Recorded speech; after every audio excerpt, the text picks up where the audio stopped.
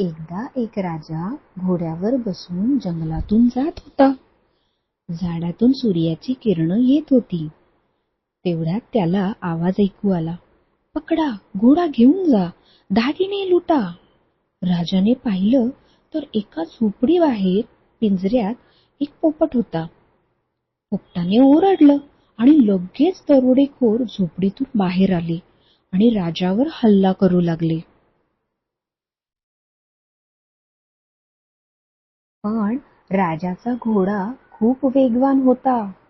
इतका वेगवान की दरोडेखोर त्याला पकडूच शकले नाहीत. ते धापा टाकत राहिले, पण राजा खूप पुढे निघून गेला होता. राजा धावतच राहिला.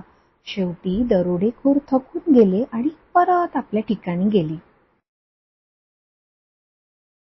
राजा अजूनही घाबरलेला होता, पण तो जंगलातून पुढे जात राहिला.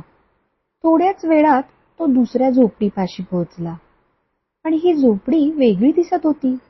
इथे शांतता होती आणि सगळीकडे फुलं फुलली होती. या झोपडीबाहेर एक दुसरा पोपट बसला होता.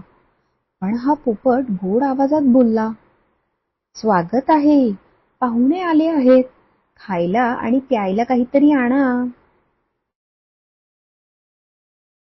पोपटाचे गोड शब्द ऐकून झोपडीतून एक ज्ञानी साधू बाहेर आला. त्याने हसत राजाचे स्वागत केले आणि त्याला आत येण्यासाठी आमंत्रित केले. राजाने स्वादिष्ट भोजन केले आणि त्याला शांत वाटले. पण त्याच्या मनात एक शंका होती. तो साधूला विचारतो, दोन्ही पोपट एकसारखे दिसत होते, पण इतके वेगळे का वागले? एकाने रागाने ओरडलं आणि दुसऱ्याने गोड बोललं. साधू काही बोलणार, तोच गोड पोपट बोलला, राजासाहेब, आम्ही दोघे भाऊ आहोत. आमचा जन्म एकाच घरट्यात झाला, पण लहानपणी आम्ही वेगळे झालो. मला या ज्ञानी साधूने इथे आणलं आणि माझ्या भावाला दरोडेखोरांनी नेलं. राजा मन लावून ऐकत होता. पोपट पुढे म्हणाला, माझा भाऊ रोज दरोडेखोरांच्या रागीट आणि कठोर शब्दांमध्ये राहतो, म्हणून तो तसंच बोलतो. पण मी इथे प्रेम आणि ज्ञानाच्या गोड शब्दांमध्ये राहतो, त्यामुळे मी नम्रपणे आणि गोड बोलतो. हे ऐकून राजाने हसत मान डोलवली.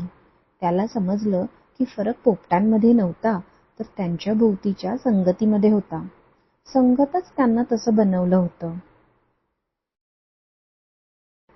या गोष्टीतून आपण काय शिकलो? आपली संगतच आपल्याला घडवते. म्हणूनच मित्र आणि आसपासचं वातावरण नेहमी विचारपूर्वक निवडा.